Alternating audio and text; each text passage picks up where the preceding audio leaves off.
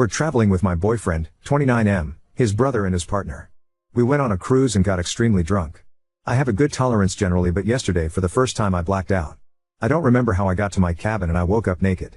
Didn't think too much about it because I had to rush and leave the boat that had arrived at our destination. My boyfriend was sleeping in the twin bed next to me. We start driving down and at lunch we have a moment alone and he tells me he fucked me while I was unconscious. He came in me and didn't clean up afterwards. He starts laughing as if it was a really funny joke and I nervously giggle not knowing how to react. He says to me, "You like it, right?" At this point I'm realizing I feel disgusted and dirty. I had realized I was wet during the day and didn't understand why. When he sees that my reaction isn't positive he gets mad. He expects me to find it funny. When I ask for space he gets annoyed. For the rest of the day I'm holding back tears and he started to realize he fucked up. I'm still so hungover and the group situation means I'm putting up an act as if everything's okay. I don't know what to do. I feel stuck. I lost my credit card yesterday too. He has had sex with me before while I was sleeping. I have consented to this and also I can stop him if I want to if it happens. But this feels so different. I couldn't say no and I hate the fact that he came inside of me and didn't clean up. I feel like so disrespected, mostly too because of how he expects me to find it funny. The time difference with my home country means I can't talk to anybody. I'm at a loss on how to process this. Any advice is welcome. Thank you for reading. Edit, I just want to clear some things up. 1. I have an IUD so I'm not worried about that aspect. 2. When he initiates while I'm sleeping I always woke up and either continue or ask him to stop. 3. Besides being blacked out I was told I was found sleeping on the floor. They could not wake me up despite trying to. 4. My credit card appeared. It was in his jean pocket. I genuinely don't think he was hiding it from me, he simply forgot. I usually give him my valuables when we go out because he has better pockets. 5. I'm now at the grandmother's house.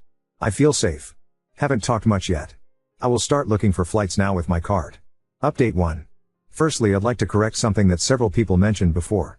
I was effectively passed out that night, confirmed by a third party, and him. I broke up with him. It was the final straw after what had been a deeply uncomfortable trip, not because of spending time with his family or the activities themselves, but because of him. Throughout the trip, his behavior made me feel increasingly uneasy. To give you a better sense of what happened, here's a breakdown of the incidents leading up to my decision, from the least to the most alarming. 1. Constant annoyance. He seemed to take genuine pleasure in irritating me. Despite my efforts to be a great guest, dressing nicely, engaging in conversations, making people laugh, and helping around the house, he would deliberately annoy me. For example, while I was talking about artists I admire, he kept interrupting me on purpose, throwing out wrong names just to get a reaction. I was sharing something meaningful, and he chose to mock it. Another time, during a crowded lunch, I was visibly anxious trying to seat his whole family. I told him I was feeling nervous, and he laughed, asking, "What, are you autistic?" 2. Drawing dicks on me. At a hotel with another couple, I was lying on the couch with my legs on him. He started drawing dicks on my calves with a ballpoint pen, despite me repeatedly asking him to stop. I felt humiliated in front of his friends, whom I had just met 2 days earlier. When I finally got up and left early, he seemed baffled that I was mad but later offered a half-hearted apology. 3. Flashing me in public. One night, after drinking with his brother, 27M, and his brother's girlfriend, 21F, he asked me to take a picture of him and his brother. When I aimed the camera, I realized he had pulled out his penis. Thankfully, the girlfriend didn't notice, but I was shocked and immediately distanced myself for the rest of the night. He just laughed it off with his brother, not taking me seriously, again. 4. Unconsented sex. The most disturbing incident happened when I passed out from drinking.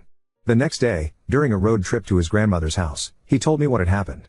His brother's girlfriend confirmed to me that she had tried to wake me up, shaking and yelling at me, but I was completely unresponsive. Despite knowing this, he decided to undress me and have sex with me while I was passed out. Instead of caring for me, changing my clothes, making sure I was safe, hydrated, and not at risk of choking, he violated my trust. He knows how meticulous I am about cleaning up after sex, and yet, in my most vulnerable state, he did the opposite of taking care of me. After he told me, I was catatonic for the rest of the drive. I felt trapped, with 8 hours more to go alone in that car. That night, I confronted him not only about the unconsented sex but about all the unresolved issues in our relationship, including him texting prostitutes, supposedly for a potential client. I had the brilliant idea of recording the conversation. This will serve as a constant reminder of how he isn't the man I thought him to be. The recording is an hour long. I made a transcript of it and processed it through an AI to get this summary.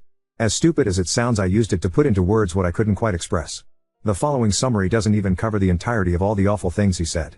Keep in mind we were dating for 2 years together and living together for 1. I am still shocked how you think you can know someone and actually have a completely different person. This is the summary of the recording. Feel free to skip it, it is quite long. 1. Sexual boundaries and consent violations. One of the most alarming aspects of the conversation is your revelation that your partner had sex with you while you were passed out drunk. You clearly expressed that you felt violated and used, as you were in no condition to give consent in that moment.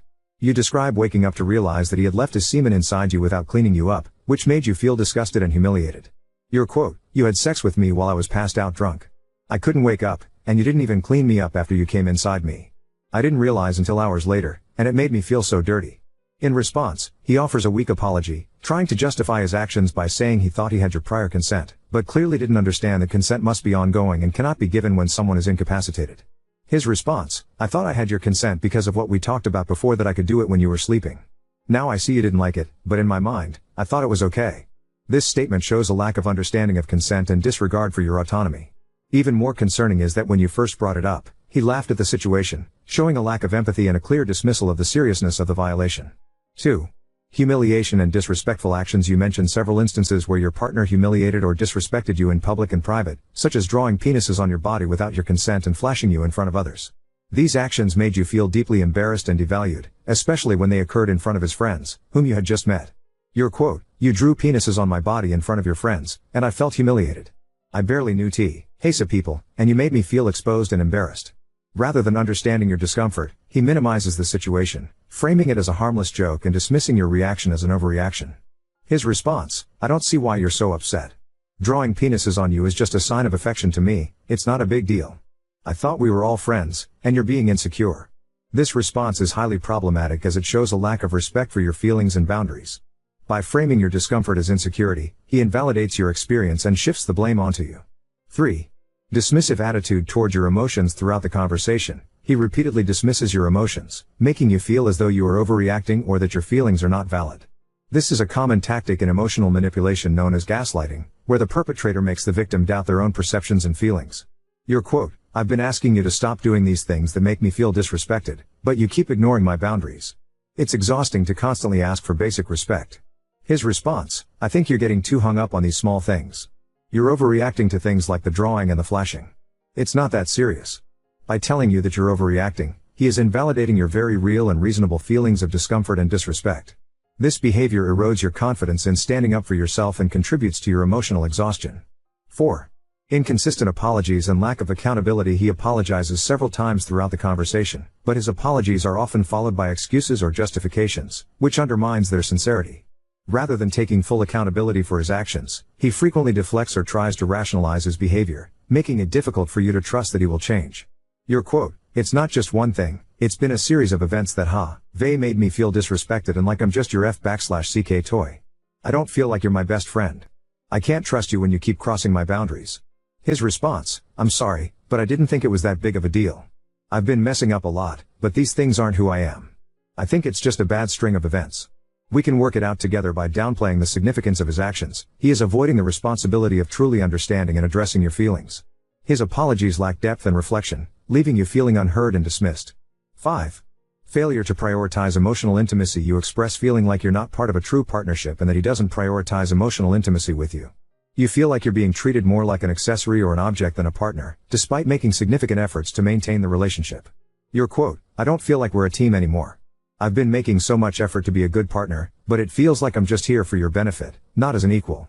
His response, "I love you, and I want to make this work, but I feel like maybe you've been wanting to break up for a while. I think you're being hard on me." Rather than acknowledging your feelings of emotional neglect, he shifts the focus to whether or not you've been considering a breakup, subtly guilt-tripping you and avoiding addressing the core issue of emotional intimacy. This lack of real engagement with your concerns shows that he is not fully committed to the emotional health of the relationship. 6. Gaslighting and emotional manipulation. There are several moments where he uses gaslighting to make you question your reactions, particularly when he tells you that you're being too sensitive or overreacting.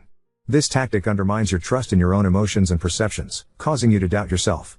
Your quote, "Every time I bring up how much these things hurt me, you act like I'm overreacting. Gee, it makes me feel like I'm crazy for wanting basic respect."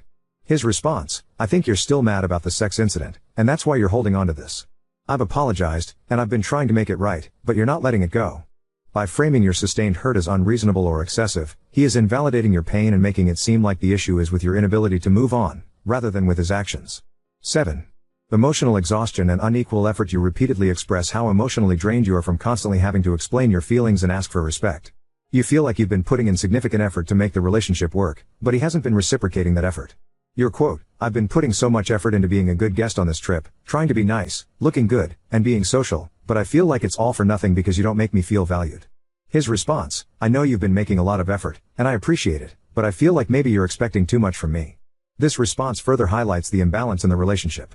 Rather than recognizing the unequal emotional labor you're carrying, he subtly shifts the responsibility back onto you, implying that you are asking too much. I wish I could upload the original audio without compromising privacy. It is so much worse than what's written above, but at least this gives you a gist of how insensitive he was being. Throughout the conversation I cry a lot, just begging him to treat me right, with respect. And he just doesn't get it. He shows no empathy, no understanding. Bonus interaction that didn't enter in the summary, he was proud he hadn't drawn dicks or flashed me again. He said it as proof that he was improving. I ended the conversation by clearly stating that I wanted to leave as soon as possible. We slept separately that night. The next morning, he apologized. I pretended to accept it, as I wasn't going to risk further harm. He seemed to believe I would stay a few more days, hoping to make things right, but I had already made up my mind. On the day I left, I secretly packed my bags and booked a hotel room. I had spoken to my best friend and therapist, who both urged me to leave as quickly as possible. They gave me the strength to act, as I had been in such a shutdown state that I didn't know if I could do it alone. The first person I told I was leaving was his grandmother, a woman I love and admire. She's the kindest, most joyful person, and I had planned to make up an excuse for leaving. After dinner I got her to sit down with me alone in a nonchalant way that wouldn't raise suspicions. Instead of lying, I broke down and told her the truth about the unconsensual sex. She held me as I cried for the first time since it happened, and she stayed with me, comforting me as I continued to sob. She told me what happened wasn't love and that she was pissed at her grandson. She even offered me money and a ride to the hotel, doing everything she could to support me when I needed it most. When the taxi arrived, my, now ex-boyfriend was confused, but I didn't care. Leaving the rest of his family was awkward, and I don't know how much they know. Despite everything, I felt an immense sense of relief as I drove away. This trip opened my eyes to the extent of the emotional and physical violations I had been enduring. What started as subtle disrespect and annoyance escalated into clear boundary crossing and violations of trust. I finally realized that I deserved better, respect, care, and love that was genuine. Walking away wasn't easy, but it was necessary for my well-being. With the support of those who truly care for me, I know I'll be able to heal and move forward from this chapter of my life. I am now safe at home and have not drunk for a whole week. During the past months I had become dependent on alcohol, and during the vacation it turned into full-out abuse. I have had enough and I feel so much better. That beer at 6 p.m. fools you into thinking it makes you feel better, and then it ends up in you being wasted. I do not miss being hungover every day. Slowly rebuilding my life and self-love, taking the time to process what happened with compassion, one day at a time. I started running, yoga and meditating. Very motivated to finish my degree and get a job I actually enjoy. I feel excited for the future. I am much more at peace. If you are curious of another issue we had in our relationship, this is a post I made about him a couple of months ago. Again, you can see how he clearly disrespects my boundaries despite me being abundantly clear I was not okay with his relationship with my sister. I want to thank the people that responded to my original post, when I found out I was completely alone on an 8-hour car ride and due to the time difference I couldn't call home. You made me realize that I was not crazy, that my feelings were okay. I am so grateful for everybody that read and took time out of your day to answer. Lastly, I have also seen an uptick in posts with situations similar like mine. Women feeling disrespected by people that trust in sexual manners. I want you to know it is not okay. Consent is explicit and ongoing. Your partner's priority should be to make you always feel comfortable. If they do something they know is out of line, they do not love you, they love having you around. I am having a hard time accepting what happened. I feel lost, lonely, and confused. I am trying to reconcile these two images of the man who used to be my best friend. This trip was supposed to be a reward for both of us after a really challenging time where he did an amazing job of supporting me. He supposedly started therapy after I left the trip, but later I cut contact with him. He has texted me 2 times since. Once saying that he wished he could delete what happened, and another time saying he hoped I was okay. I was hoping to get more support back home, but unfortunately the subject is so hard/uncomfortable to talk about that everybody wants to tiptoe around it. He is still traveling and I have no idea when and if he will return. Despite ending on such a positive note, I sometimes feel I try to convince myself that what he did isn't that bad and that he is willing to change. I am so baffled by how someone I knew for 2 years could do such a 180 on me. Some of my friends say he was like this because we were in his home country and not back in my home country where we used to live together. Any advice on how to move on is welcome. Now on to second story. Sister tried to hijack our grandfather's house for 5 years despite declining the offer, and I had to confront our father. Back in June, my grandfather passed away. My grandmother passed away 4 years ago. On the day that my grandfather passed, my father called me, 44F, and offered me his home as my husband, 35M, and I are looking to move to where my immediate family lives. My husband and I discussed it and we accepted the offer. A few days after, my sister, 42F, called and asked if she and her husband could live in the house until we arrived. We were looking to move in about a year and a half, because they wanted to be able to live rent-free and save up for a down payment on a house. Since the house would be sitting empty until we arrived, I said of course they could. Fast forward to a couple weeks ago, my son, 2M, and I flew out to Texas for my grandfather's memorial, and while I was there, my sister was moving things into the empty home and starting to get things situated. I was mentioning what I wanted to do with it when we eventually moved in, and my sister looked kind of annoyed. I didn't really talk more about it after that. At one point, my father asked if they needed a couple months past when we arrived to get things finalized and moved out. Would we be okay with that? Again, I said I didn't mind. My husband and I owe WN a home, so we know the process can be lengthy and things can go sideways. Yesterday, my husband texted me and asked if everything was okay. I told him that while I was busy with work, all was fine. But why was he asking? He told me my sister started texting him. My sister said to him, "This is verbatim, I was just curious if you've been brought up to speed about the house out here? Hoi Poi Ping Fong knows that my grandparents and my dad offered it to us first and that we plan to live there for a while before we can save enough money to buy a place of our own. But while she was out here a couple of weeks ago, she really made it seem like she think you guys are moving right in. When my father offered the home to me, I was not made aware that the house was offered to her first. When my husband showed me the text, I called my dad and asked if that was true. He told me yes, but that my sister had softly declined. He said her words were, "I don't think we want to do that." So, it was offered to me. My husband then tells her that it's fine because we're a good 18 months from moving anyway. My sister then throws this fabulous curveball, "Yeah, but we're thinking around 5 years." Once my husband told me that part, I became livid. She knew we planned to move in January 2026. She only asked to stay in the home until we arrived, and Dad asked for a couple additional months after arrival, just in case, and now, she's just decided that they're staying for 5 years? Admittedly, I blew up at my sister and told her that she's got some big ass balls if she thinks she can attempt to paint this to my husband like I'm taking what's rightfully hers away from her. Bottom line, you said no and we said yes, and now you've decided you want it after all and that you're just going to take it for however long you want. I then told her that I will no longer be talking to her about this and she will not text my husband about this again. She went silent and I called my dad to fill him in and her new 5-year plan, and that because the home is in his name, we can communicate about the home through him, as I was not talking directly to her about this anymore. So, Ida for being mad and blowing up on my sister about going back on the original arrangement? And honestly, I'd like to know if anyone thinks that a soft decline is enough to come back and say, "We want it after all, so we're going to take it?" ETA 2, I spoke with my father this morning, who said he spoke with my sister. She denied saying it would be 5 years, but it would definitely be at least a couple years. I told my father we have it in a text message of her saying it would be 5 years. My husband sent the text conversation screenshot to my father after I relayed this to him. I made it clear that this is what she does and how she tries to twist things to her advantage. I also made it crystal clear that I feel that he needs to uphold that she declined when offered to her and we had said yes to the offer. I explained that in reality, if this was happening outside of a family arrangement, there's no way in hell anyone else would ever give her the house. Think rental agreement type of situation. I also made it clear that if he decided to let her do what she wanted instead of honoring the agreement she made with me, then we would never come to Texas for any reason. Dad was unhappy to hear that and didn't want this to tear the family apart. I told him that he needed to hold her accountable for her behavior. He said he understood and would be meeting with my sister and her husband in a week or so to discuss it in detail and may or may not need to call me to be involved in the discussion. So, that's it for right now. I won't have any further updates, I think, until that time. Thank you to everyone for your support and advice. I truly appreciate you all. To fill in some details, we wouldn't own it right away. Dad wants to make sure we'll be good at that location because Texas is big, me is rural and jobs aren't always nearby. If we decided to stay in the home, he would gift it to us. Before gifting, we'd be paying him rent and the amount of the property taxes only. I would be brokenhearted if Dad sided with my sister, but I don't believe it would be enough for a no-contact situation because my sister is very manipulative and I'm not there to defend myself against her bullshit. Her, however, I would 100% go no contact with. We'd go to Colorado instead. Smile update 1. The TLDR for my last post is that my grandfather passed. My father offered me his house. We said yes and set a date to move.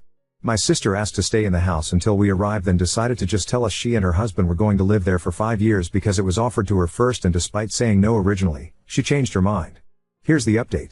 I spoke to my father yesterday afternoon.